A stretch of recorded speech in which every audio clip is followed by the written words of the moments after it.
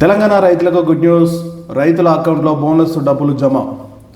తెలంగాణ ప్రభుత్వం రైతన్నల ఆదాయము పెంపుదల లక్ష్యంగా మరో కీలక నిర్ణయం తీసుకుంది. ఎన్నికల హామీలో భాగంగా ప్రకటించిన సన్నం వడ్ల బోనస్ పంపిణీ ప్రభుత్వం అధికారికంగా ప్రారంభించింది. ఈ నిర్ణయంతో భాగంగా సన్న వడ్ల బోనస్ పంపిణీని ప్రభుత్వం ప్రారంభించిన నేపథ్యంలో సుమారు రాష్ట్ర వ్యాప్తంగా 24 లక్షల మంది రైతులకు నేరుగా లబ్ధి పొందనున్నారు.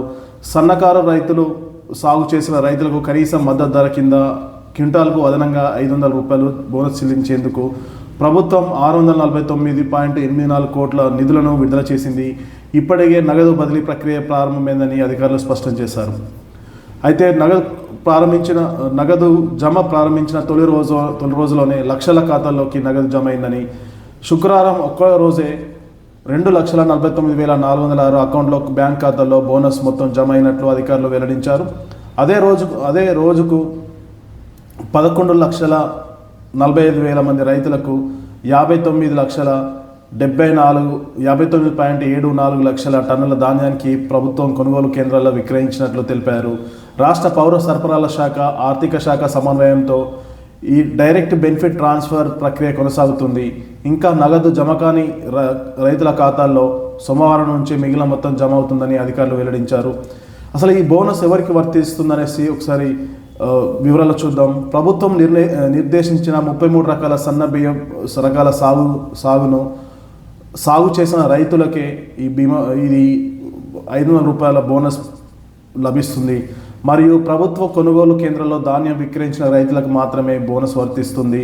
ధాన్యంలో తేమ శాతం, గింజలను నాణ్యత ఆధారంగా బోనస్ అర్హత ఖరారు చేస్తారు. రైతులు ధాన్యం విక్రయించిన తర్వాత వారి వివరాలను పరిశీలించి నేరుగా బ్యాంక్ ఖాతాల్లోకి నగదు జమ చేస్తారు. కొంతకాలంగా బోనస్ చెల్లింపులో జాప్యం జరుగుతుందని రైతుల్లో ఆందోళన వ్యక్తమవుతున్న వేళ ప్రభుత్వం వేగంగా స్పందించి నిధులను విడుదల చేయడంతో రైతులకు భారీ ఊరట లభించిందని చెప్పుకోవచ్చు. ఎందుకంటే గత కొన్ని రోజుల క్రితం వరి కోత కోసే టైంకి భారీ వర్షాల వల్ల రైతులు తీవ్రంగా నష్టపోయారు.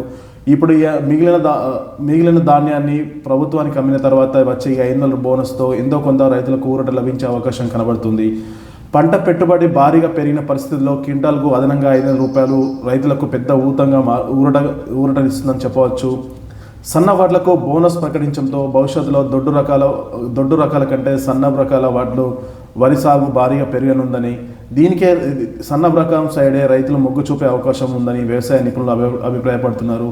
సోమవారం కూడా మీ ఖాతాలో నగదు జమ కాకపోతే మీ బ్యాంక్ ఖాతాకు ఆధార్ లింక్ అయి ఉందో లేదో తప్పనిసరిగా పరిశీలించాలి.